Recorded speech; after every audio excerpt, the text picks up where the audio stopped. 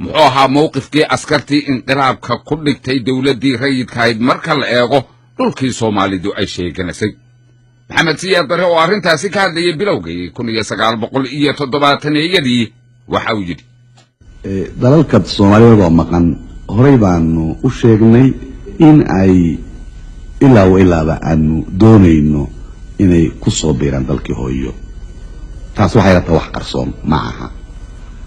haddaba habka lagu doonayaa waa kee awalan siyaasad kaligeed meel fariisan kartaa ma jiro siyaasad kaleeto iyo ama dhashaan ku xiran tahay siyaasadda weyn anagu aan qabnaa marka waxa weeye meelo badan baa Afrika laga gumaysanaya afrikana waxaan isleenahay xornimo siyaasiya waxun waa ka haysa laakiin xornimadu runta ah siyaasi kaliya ma aha way ka sii ballaaran tahay waxa weeye dhaqaalaha waxa weeye sancada waxa weeye macaamilka iyo isku tagga waxa weeye qaybta xaqa inay ka qaadato adduunka maamulka la maamulayo ayaan daro kama qaadatay waa loo taliya marba tala la goostaa ku soo firinta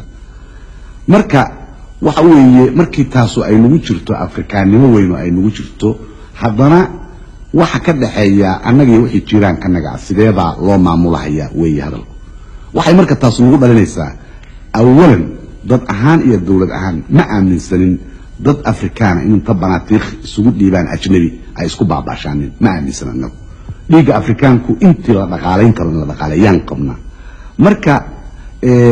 dantii Soomaaliyeed Soomaaliyeedna waa joogtaa marka waxa weeye siyaasaddanadu inaanu ku wadno ilaa aakhir laxda waanan ka gaarayna aad baan ugu kalsoonahay si sharaf leh oo dawaa'ilkaas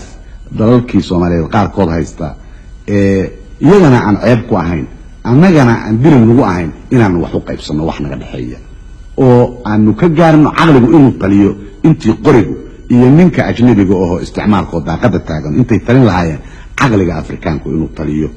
hasa taliyo markaa inuu ku taliyo mid roon oo ay u aayaan ilmaha Soomaaliyeed dambe saas baanu annaga ay noogu dhisaalaysan